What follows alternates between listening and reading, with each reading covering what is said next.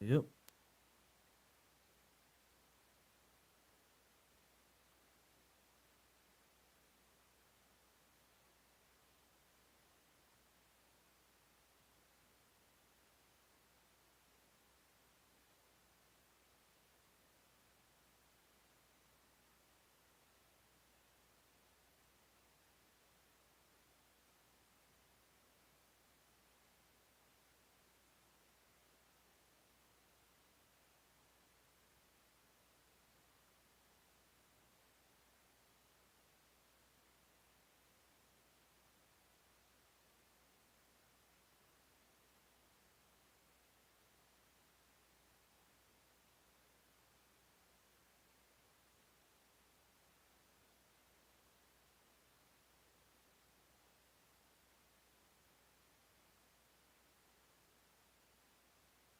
What's up, boys and girls? We're going to be live for you here in about 4 minutes. Dr. John Lott will be here.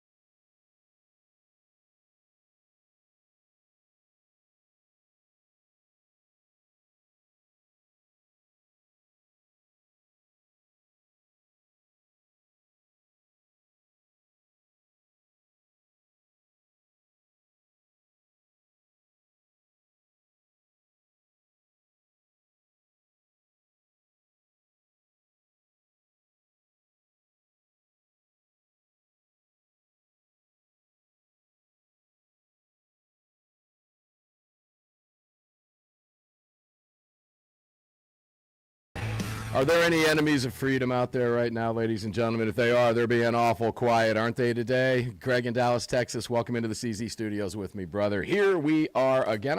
Didn't I just get off the radio with you? I feel like we just put our headphones down and got up and walked out of studio. Yeah, well, this is funny because my next guest coming up today, I couldn't fit everybody in yesterday. Yeah. I mean, I could have gone 10 hours yesterday on Armed American Radio's Monster Cast with the news that's breaking. And my next guest coming up, you know him, ladies and gentlemen, Dr. John Lott. He kept me up till 3 o'clock in the morning Eastern time. So I'll blame him for being tired, even though that's really not fair. It was John and a number of others I had phone conversations with into the wee hours of this morning. And I'm going to try to recreate the conversation I had with John last night for you on the radio. I don't know that that's going to be possible, but we're going to do our level best to try it. Greg, we're on all platforms except Rumble. Rumble was not cooperating today and didn't want to create a live stream. So we got us on YouTube and X, and I'll let you tell people where to go to get in the chat and all that fun stuff. We'll go right to John. A lot to cover. Yeah, sure. Places to watch the show are going to be YouTube. Just do a search for Armed American Radio with Mark Walters. You can head over to X and watch us at AAR Mark. You can always head over to armedamericanradio.org or .com, hit that menu icon, then select your watch live or listen live option. And to join the live chat, just download Telegram, create your profile, and search for Armed American Radio Conversations. Well, I got some funnies going on here in the studio. I do apologize, but anyway, let's go right to Dr. Lott. Dr. Lott, welcome in, my friend. How are you today, Brother John? Did you get any sleep yesterday? Doing great. Good to talk to you. I have to say I'm hurt that you were actually talking to other people last night besides myself. I thought, and you called me at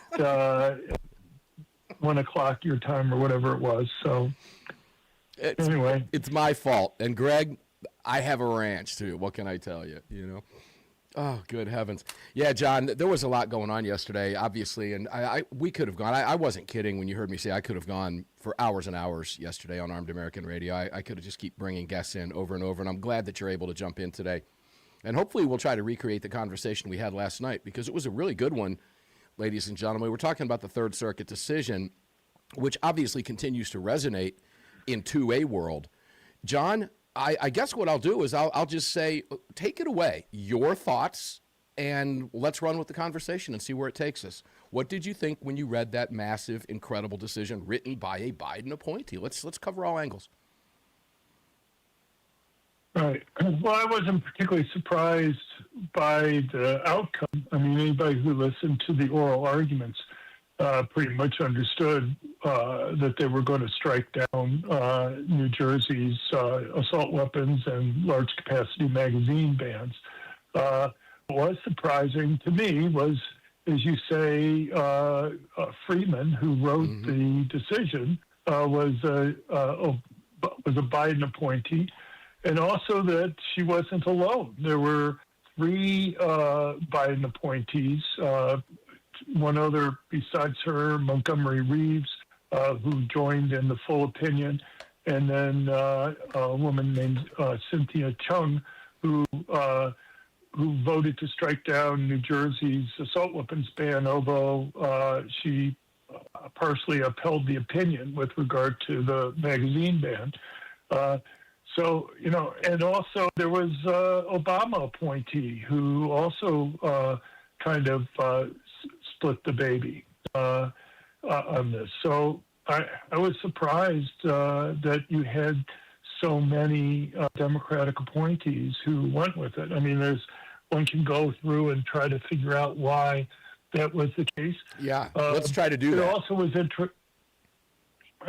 okay. Well, it also was interesting to me just the types of arguments that she was making. I mean, so the more conservative justices felt it was necessary to have concurring opinions because I suppose the one weakness in Freeman's opinion there was that she sent it back to the district court.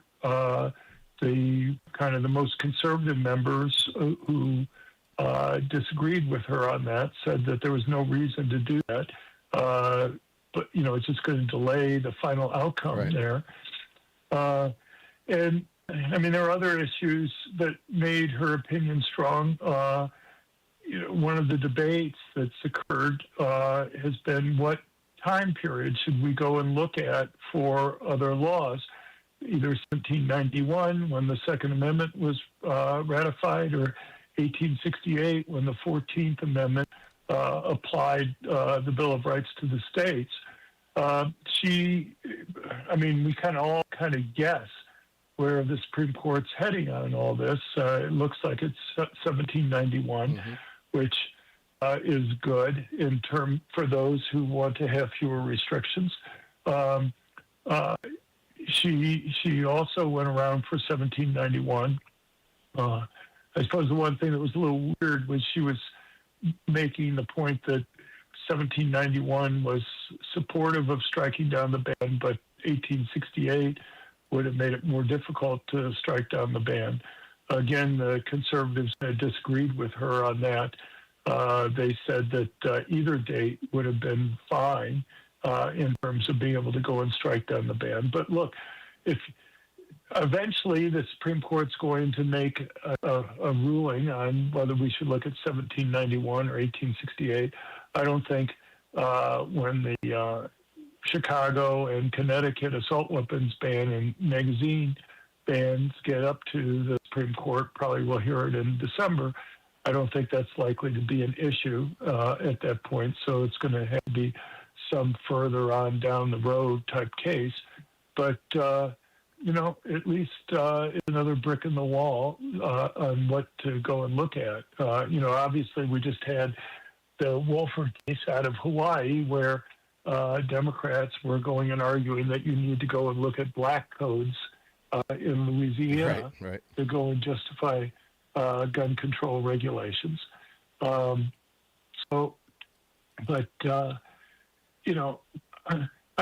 don't think this case really at this point makes a lot of difference in terms of where things are going with the Supreme Court. The only way it would have possibly made a difference is the court normally looks for circuit splits, or virtually always looks for circuit splits. And up until this case, there hasn't been any circuit splits on this issue. But yet, even without, I think the court knew that this split was going to be coming up.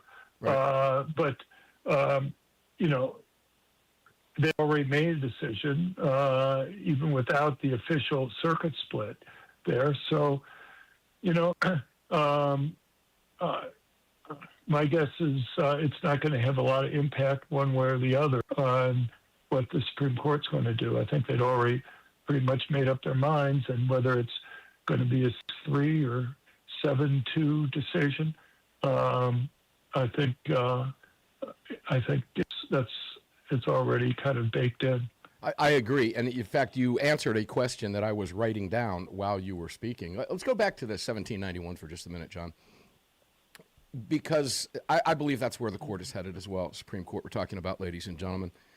And that kind of begs this question. Do you think that means we might get a broader ruling from SCOTUS on this? Because we have multiple issues with both the Viramontes and the Higgins case. And when you look at the Third Circuit, what the Third Circuit did with the magazines, also finding them protected by the Second Amendment, they went a little bit outside the guardrails here, kind of like we would have liked to have seen Scalia do in Heller in hindsight. Is that an indication that the court may very well issue a broad ruling? Because this case is so big and so huge, the implications are so gigantic that I'm kind of guessing, maybe it's wishful thinking on my part, John, that I want to see them slam the door on any potential gun ban because they saw what happened post-Bruen by the Hochul's and the commies and the Dems all over the place trying to get around that. I think this is going to be all-encompassing. That's just my opinion. I don't think they're going to be wanting to play games with future garbage. Now, we're getting ready to take a break, so I'll leave that question on the table for you. When we come back, we'll go back to that, and that'll be the broad ruling there. I'm going to get John's opinion on that. And ladies and gentlemen, if you've ever heard John on the program before, he just gave me, if you're watching on your screens, I was taking copious notes over here. I've got more questions for John than we're going to have time for in this hour, and I want to apologize for that in advance. These are big topics. They're important topics. We'll try to drill down as best we can to what it is, though, the meat and potatoes of all of this. In the meantime, during the break, if you haven't done it yet, subscribe. Like us over on YouTube. We had thousands of viewers yesterday. We really appreciate it. The Monstercast was great, and you can go watch it on the live stream. We've cut the commercials out for you, so it's been pulled down. It's very concise for you over there and all that fun stuff. We'll see you back here in just a couple minutes, actually 4 minutes, with Dr. John Lott. Don't go away.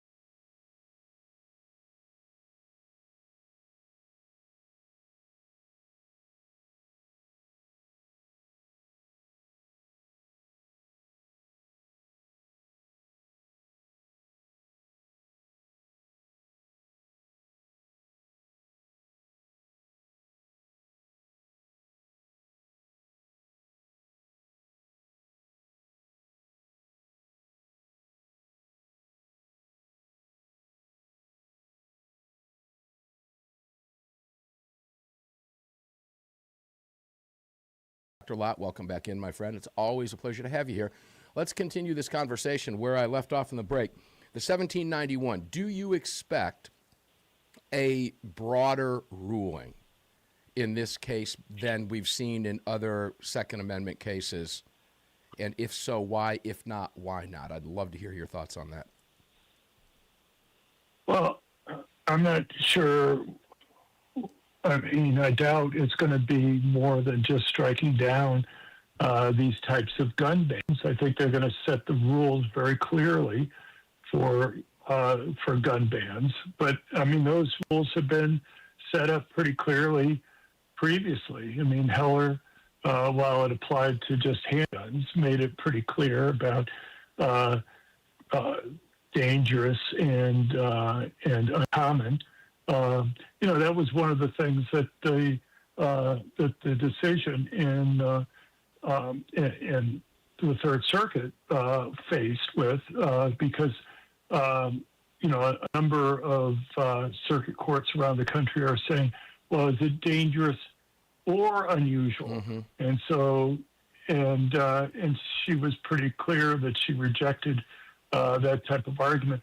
Another thing, just to mention, one of the things that she did that I thought was useful, and that is, if you look at the experts in some of these cases, they try to go and argue, well, rifles are rarely used for self-defense.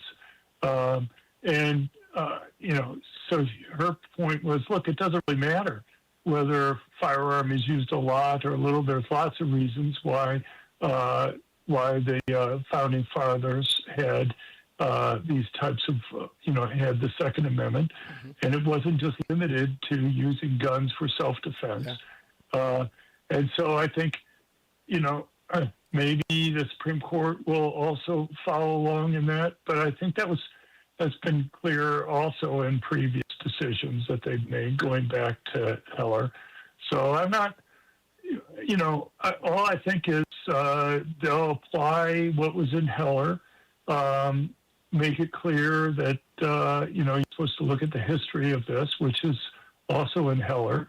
Bruen really didn't change how courts are supposed to go and do the rules. What happened is that after Heller, all these Democrats basically wanted to go and use, balancing tests. Mm-hmm. And, people have to understand the whole judges like power. A lot of judges like to be legislators. And, so when I was at Yale, the University of Chicago Law Schools, I'd always make the joke. I'd say things like, okay, the First Amendment says Congress shall pass no laws. What would they have had to write there to convince people that they really mean that Congress shall pass no laws with regard to restricted freedom of speech or religion or what have you, assembly? Would they have to say Congress will never, ever, ever, ever, ever, ever, ever pass laws? We had that conversation last night, ladies and gentlemen. So after about the eighth ever, you'd say, okay, yeah, they meant, laws should be passed. But what has happened over time, and, you've had a couple hundred years for the courts to gradually get more power.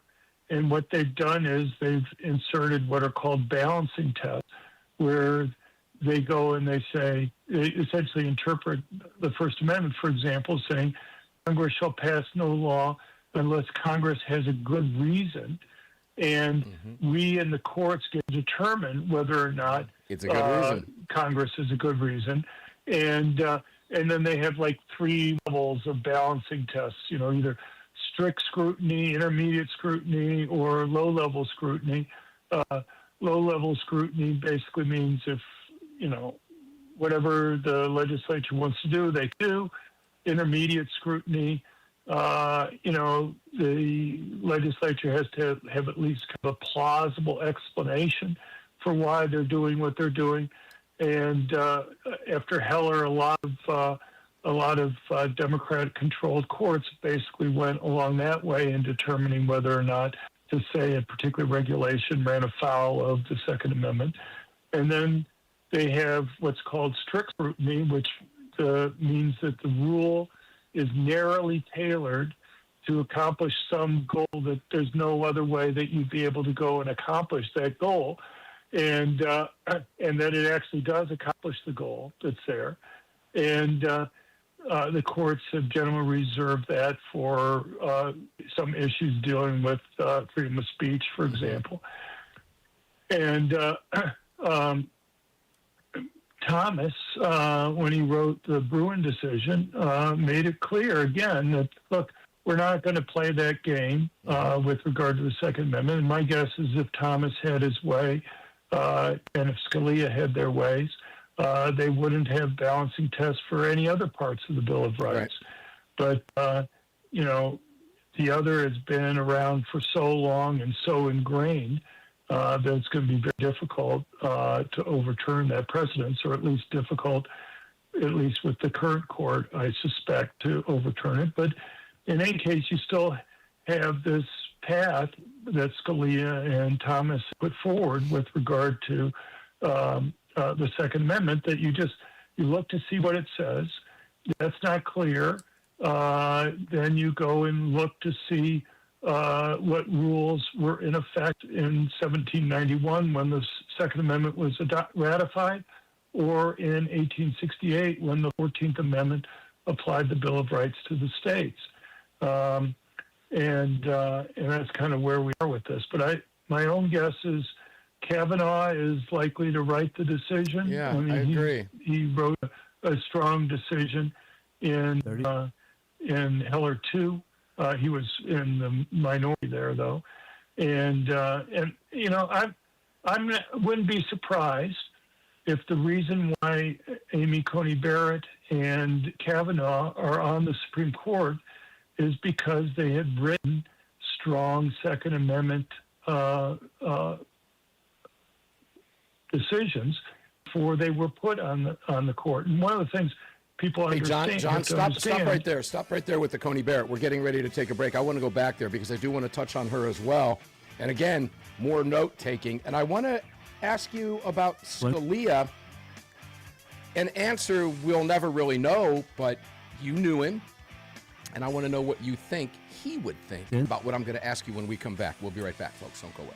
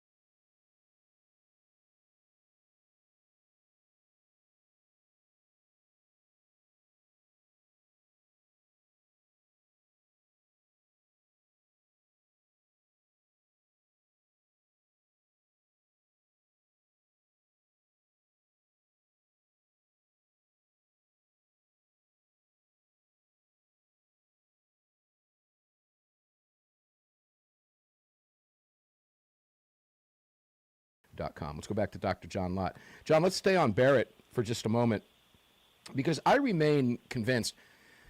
I spoke with, and you know all of the guests that were on last night, but constitutional attorney and scholar, of course, Mark Smith was a guest last night. He's always wonderful to talk to. His insight is amazing. I believe he convinced me that Kavanaugh is likely going to be the one to write the decision.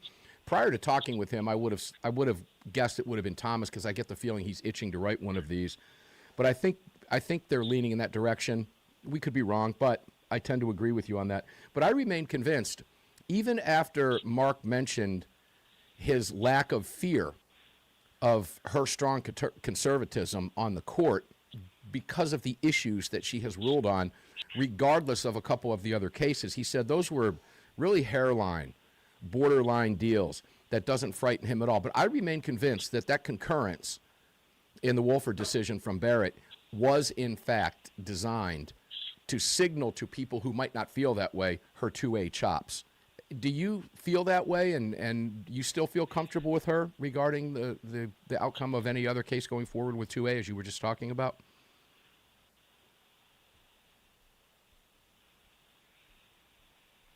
Do we have John on? He's there. John, are you with me? Do we have Not muted. Dr. Lott? John, are we muted? Okay, I don't know where John is. I hear him. I don't hear him. Well, I hear the phone in the background. The mystery now is, where is John? We play Where is Huey all the time here at the house. Where in the world is Huey, our little dog? Where in the world is John right now? I hope John's okay. John, if you can hear me, Greg, do you want to cut the call and call back and let me just run my game I'm working for a on couple minutes? Okay. We'll get John Lott back on the line for us, ladies and gentlemen. I want to get that answer. I hope he's in a place where we can keep him on, because his answers to these questions are very important, and I want you to hear what he has to say. I want to hear what he has to say on these issues. We had a fantastic conversation last night. We didn't see eye to eye on everything, which was interesting, because John and I normally do, and this was one of them. I think from the standpoint of the broader decision, 1791. I got him. Okay, we've got Dr. Lott back. We got him back. John, are you with me? Yeah, I'm here. Okay, there you go. So on the question of Barrett, Mark Smith made it pretty clear last night that he was very confident in Barrett's 2A chops and her conservatism. I think I heard you say the same thing. I remain convinced that she wrote the Wolford concurrence to signal to others who might not be as confident that she was, in fact. And I remain convinced. I've not seen anything yet, and nor have I talked to anybody yet that's convinced me otherwise, because of the way the concurrence was written. But so you're comfortable with Barrett going forward, correct? Yeah, I mean, I thought she had a good concurrence. I can't remember it perfectly, but I felt that she added things that weren't in the original decision. And, I was saying one of the reasons why she was on, I think she got on the court, was because of a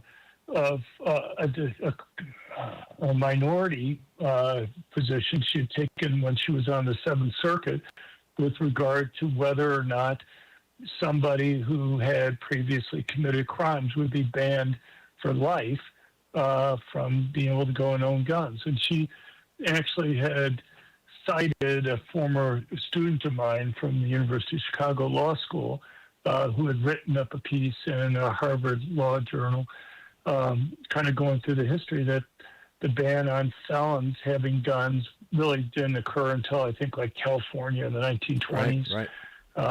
And obviously the federal didn't go into effect until the 60s. And, and so, you can see her views on this kind of showing up in things like Rahimi and the marijuana case that just came up. So, I mean, the Rahimi case was an instance where we dodged a bullet on that, but at least people who believe in self-defense dodged a bullet. And but the important things there was that you have to have somebody adjudicated by courts in order to lose their rights to own a gun. and then they made it clear that it wasn't a lifetime ban that was occurring. And I think people may not realize this, but the Rahimi case, I think, has important implications for things like red flag laws, where somebody, where a judge just sees a piece of paper with a complaint, doesn't actually talk to anybody, doesn't hear any evidence, and based solely on that piece of paper there makes a decision to take away somebody's guns for maybe a month before there's a hearing. And, but anyway, I'm just saying that I think her original decision when she was on the Seventh Circuit kind of foreshadowed a lot of that. And I think it's one reason why she's on the court. And I think Kavanaugh's dissent in Heller 2, is maybe one possible reason why he's on the Supreme Court. So I think both of them I don't have any concern about either one of them. Yeah, it's interesting because in our chat right now, I want to give a shout out to Steve Bratton in our chat who put this comment in. Barrett has gone from 80% conservative to 50% since Dobbs. Apparently, she's afraid to rule against the left. Now, I won't go that far, Steve, to say she's afraid to rule against the left. What I would ask you to do for the commenter, and those of you listening who might not have heard the program last night that might have seen that graph, and I forget who the outlet was that put that up, but I saw it when it was published as well. Forgive me for that, but I did see that. Go back and listen to what Mark Smith said about that last night, ladies and gentlemen, that a couple of those cases that she ruled in were very questionable, and as I just mentioned, they were hairline there, okay, was Mark's concern about that. But, again, that's why I said what I said about Barrett and the concurrence, because I think she felt, again, hindsight being 20/20, she knew at the time she wrote the concurrence that the court had already granted cert in the two cases. It just hadn't been publicized yet.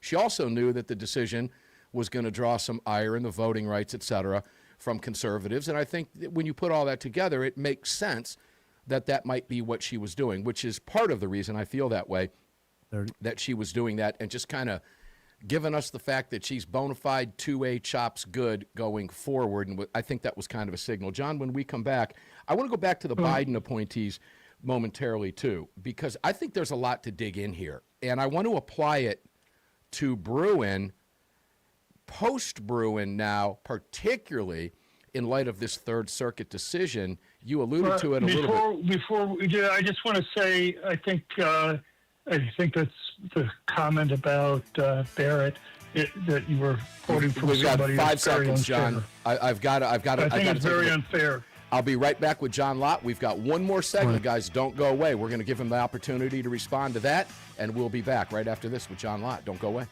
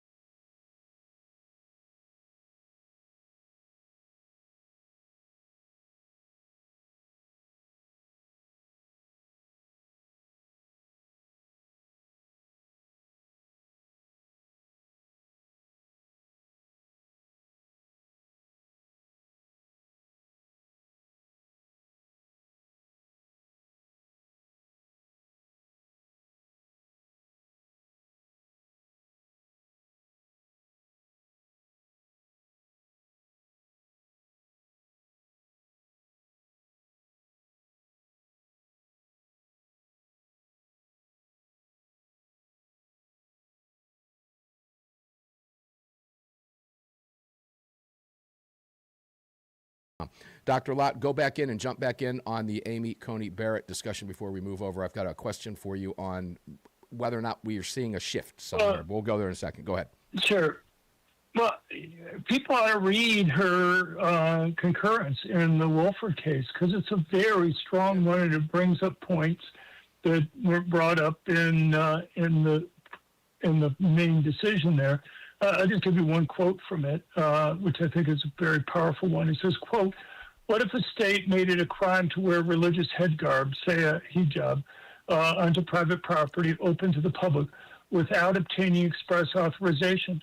Could that state statute evade constitutional scrutiny?" On Hawaii and the principled dissent's logic, the answer is apparently yes. Right. No one has the right to enter property without permission, and the state merely adjusted the default to require permission to be clear.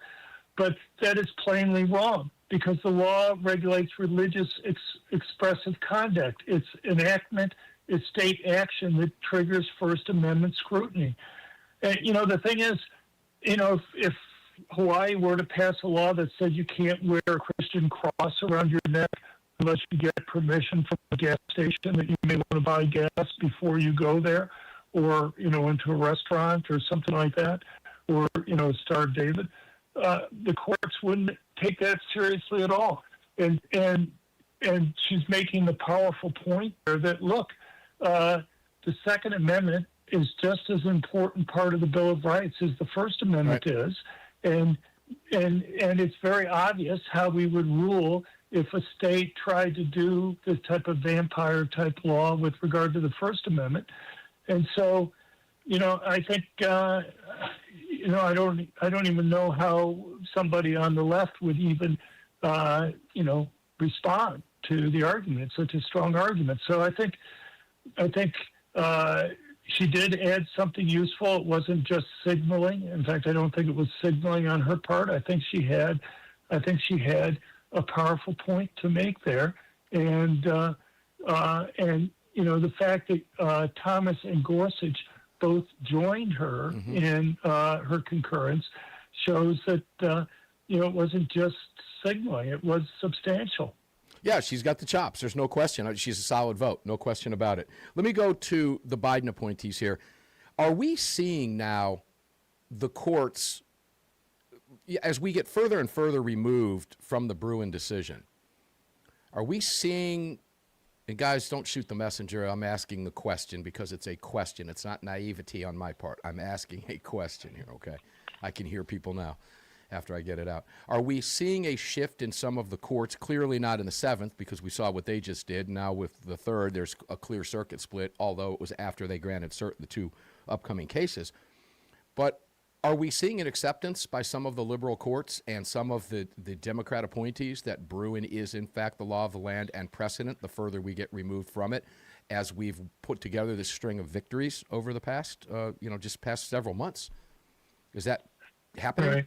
Well, I mean, Frank Easterbrook was involved in the assault weapons ban decision that just came down from the 7th Circuit. He's somebody that I knew when I was at the University of Chicago Law School. In fact, we had him over for Christmas dinner when I was there, and I got to know him very well otherwise. But he did have another recent Second Amendment type decision where he seemed to kind of bend somewhat towards the Supreme Court on that. But I think, he's a Reagan appointee, but he's been very, I'm sure a lot of Second Amendment supporters would view him as being about as hostile as anybody out there on that issue. But, you just look at what's happened in Hawaii in the last week or so. You've had the state Supreme Court there is essentially thumbing their nose at the U.S. Supreme Court, and in language that is just shocking for the state Supreme Court to do that.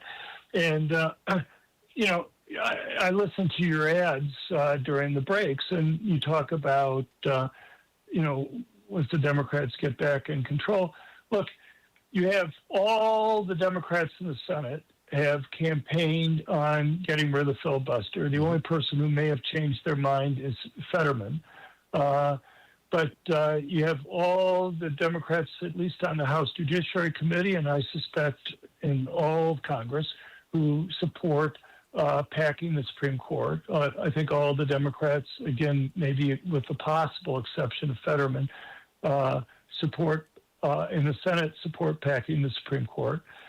If you have that happen and you get rid of the filibuster,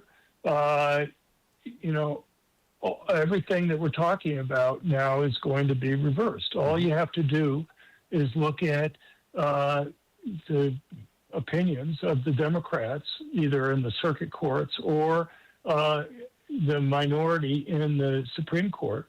And they'll also go and give statehood to Puerto Rico and D.C., I guess maybe pick up like 12 more House seats and 4 more Senate seats that are there. They'll ban voter IDs. They'll ban, they'll require that you have to have mail-in voting and get restrictions on so-called ballot harvesting. It's going to be a mess. Oh, it'll start another civil war, John.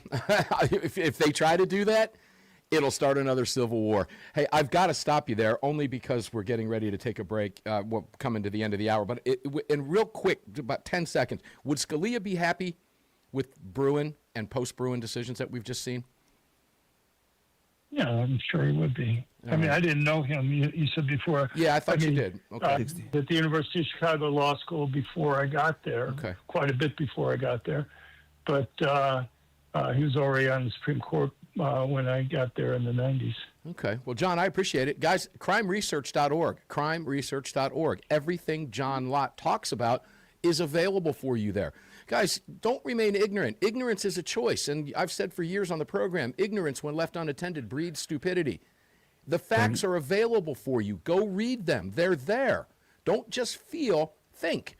And John lays those facts out for you. If you don't understand guns and you're one of these people that suffer from this affliction of the evil AR-15, go read the facts.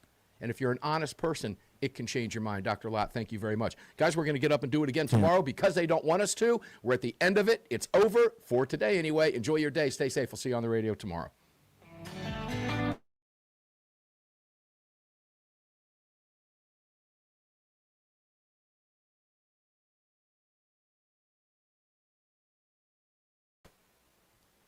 Hey, guys, thanks for tuning in today. I appreciate it. Hope you enjoyed the program.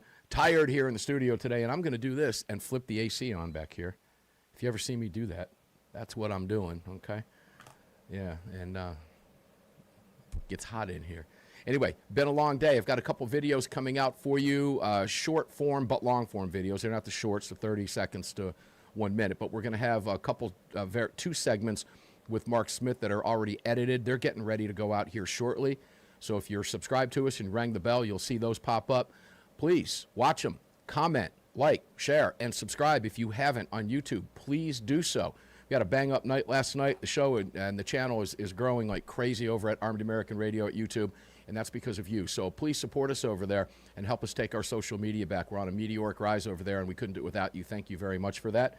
Hope you enjoyed the program today as much as we enjoy bringing it to you. Stay safe out there. I'll see you on the radio tomorrow. Same bat time, same bat channel. Have a great day.